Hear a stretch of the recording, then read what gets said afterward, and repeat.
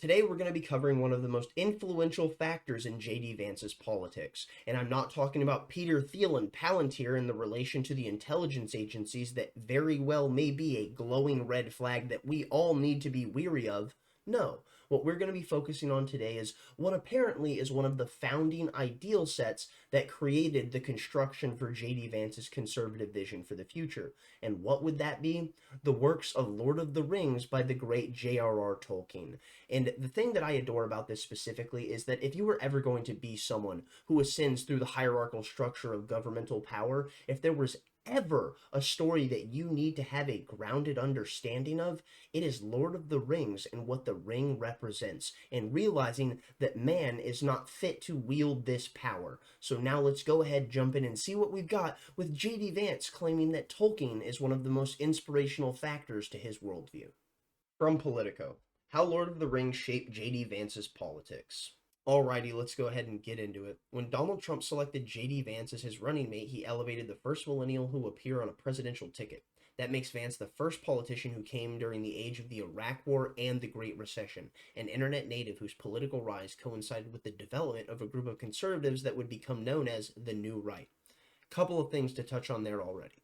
One, talks about how he's the first millennial in presidential politics. It is quite nice that we finally have someone that can at least tell me how Wi-Fi works, rather than when you talk to these boomers and they think it's basically ethereal space magic that emanates from the plastic box with the light shining out of it.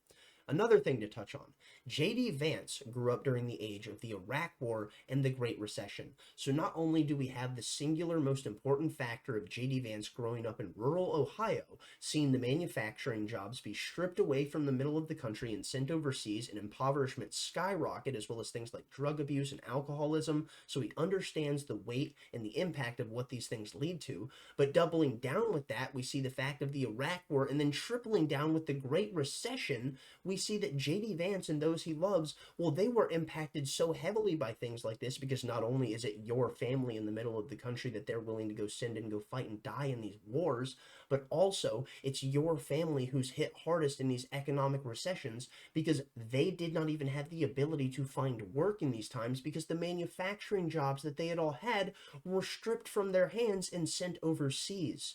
And the big thing to touch on, this topic of the new right.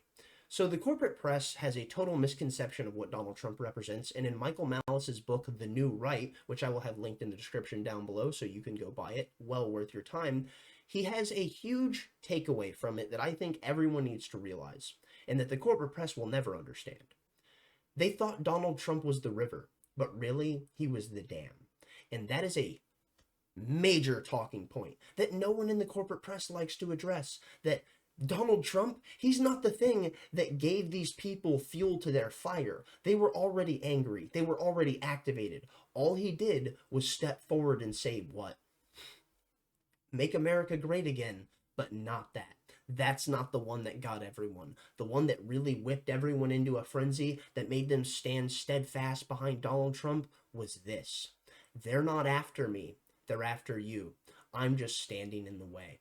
And as we saw a bullet whiz past Donald Trump's ear, all that did was reassert that talking point for him and for so many of his people. Because now we understand that they are in true allegiance to him, because they saw that, well, he effectively took a bullet for us. And that will be a major talking point that gives this massive flow of energy that will be surging into the political landscape in the future as the cultural landscape continues to shift and reassert itself.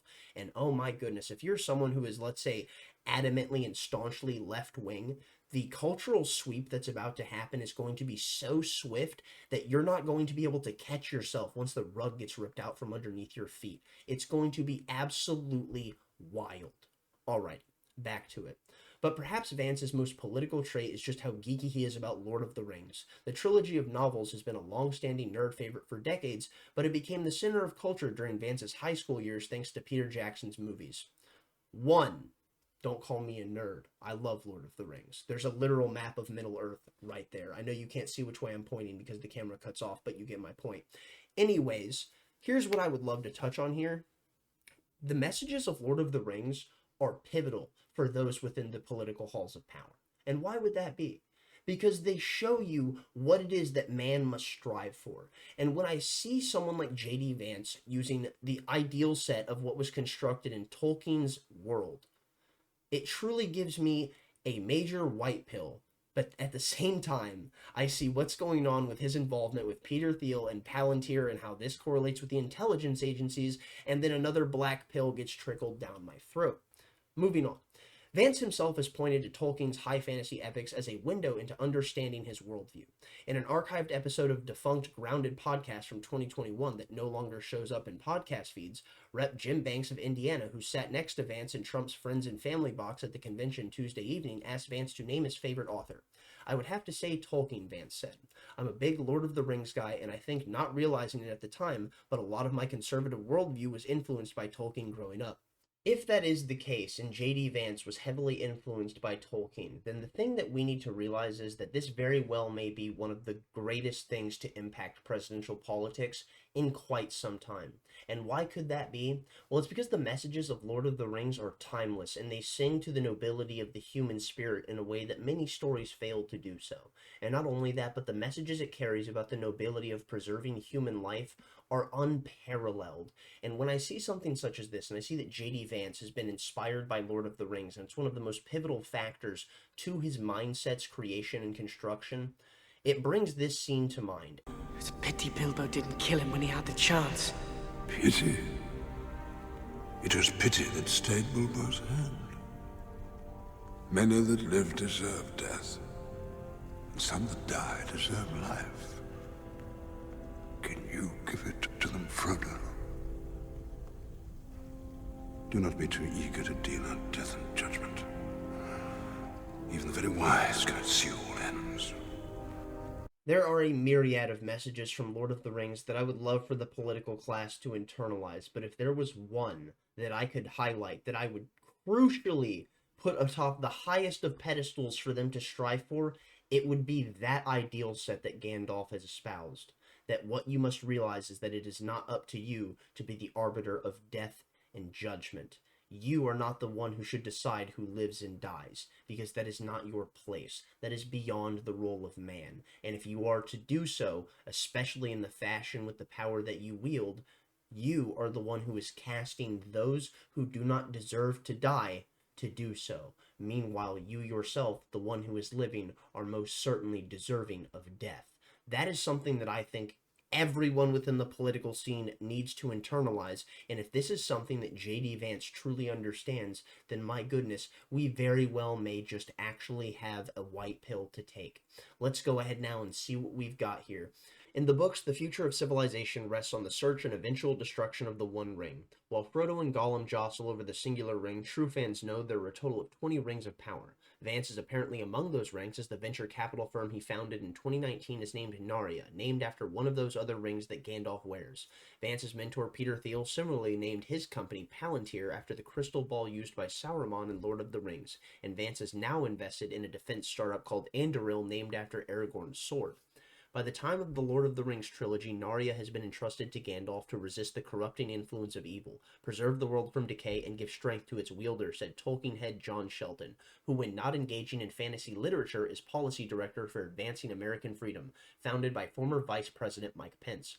Gandalf, unlike the other great powers in The Lord of the Rings, cared for the hobbits and other lowly people of Middle-earth, and so it is unsurprising that Vance would see himself as a kind of Gandalf, caring for the forgotten people of his hometown, keeping a watchful eye on them against the corrupting effects of the world. Taking a step back for but a moment, after you see what we just went through, you realize what it is that Gandalf's ring represents, and then you see how JD Vance may view himself. When you hear him speak in this clip, I would argue it paints the entirety of the picture for you. Every now and then, I will get a call from a relative back home who asks, "Did you know so-and-so?" And I'll remember a face from years ago, and then I'll hear, "They died of an overdose." As always, America's ruling class wrote the checks. Communities like mine paid the price. For decades, that divide between the few, with their power and comfort in Washington, and the rest of us only widened. From Iraq to Afghanistan, from the financial crisis to the Great Recession, from open borders to stagnating wages, the people who govern this country have failed and failed again.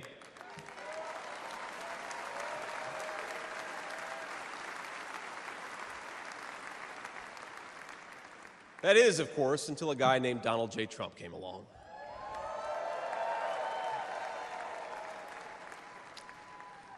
President Trump represents America's last best hope to restore what, if lost, may never be found again.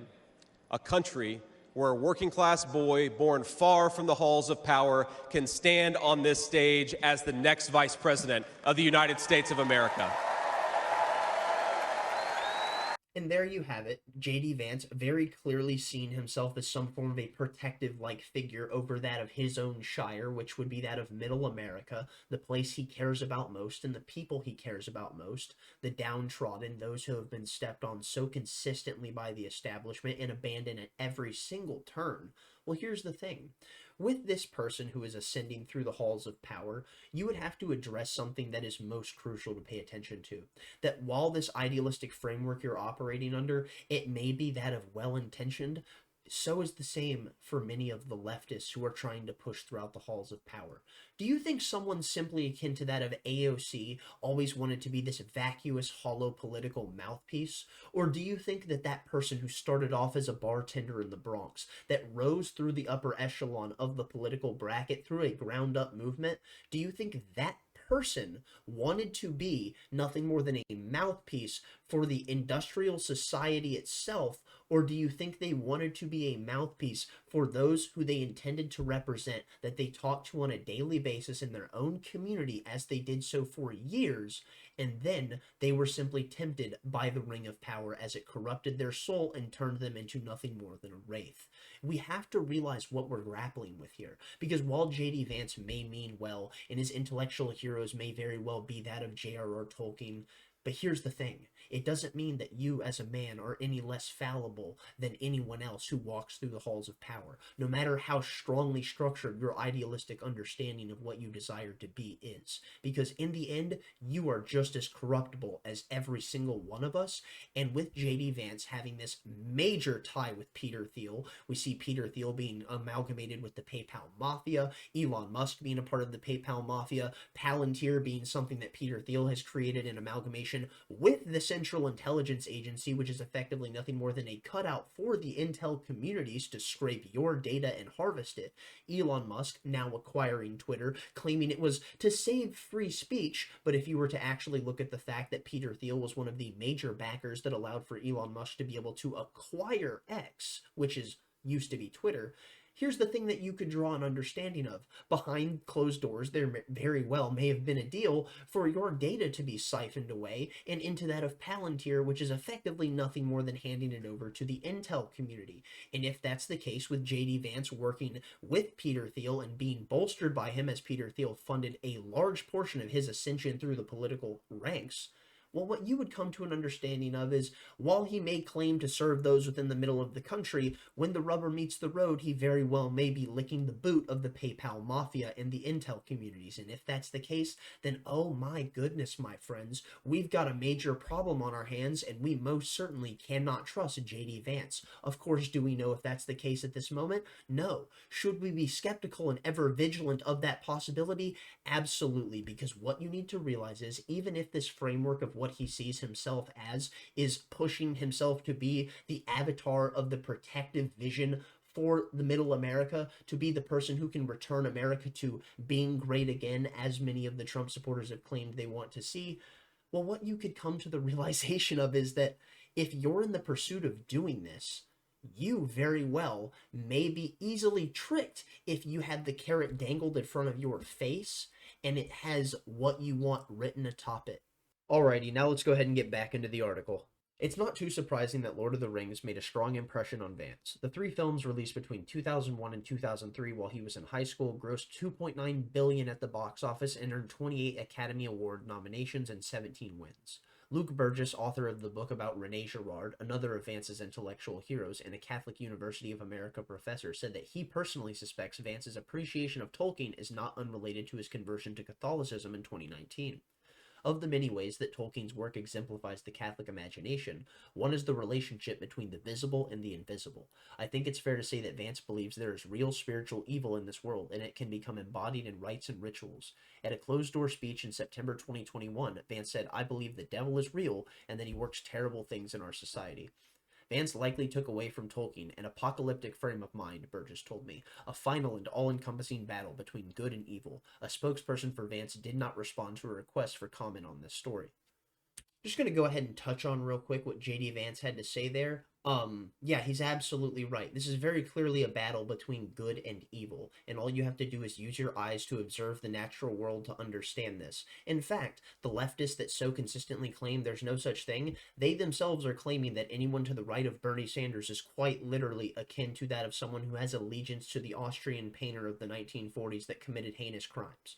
It is unbelievable that these people will both simultaneously claim they're on the right side of history while at the same time saying there is no such thing as good and evil. If there was no such thing as good and evil, how is it that you would have any performative standard for being on the right side of history? It's so ridiculous, but once again, this is the mental gish gallop of people such as the journalist class, as well as the politically brained who do nothing more than consistently consume propaganda and have no way to actually escape it. JD Vance absolutely spot on specifically about the fact that this is a battle between good and evil, because this battle is so far beyond political. In fact, it's theological, but many people aren't ready to come to grips with that. And here's something that you do need to come to grips with. Let's say that you are simply not a person who believes in God.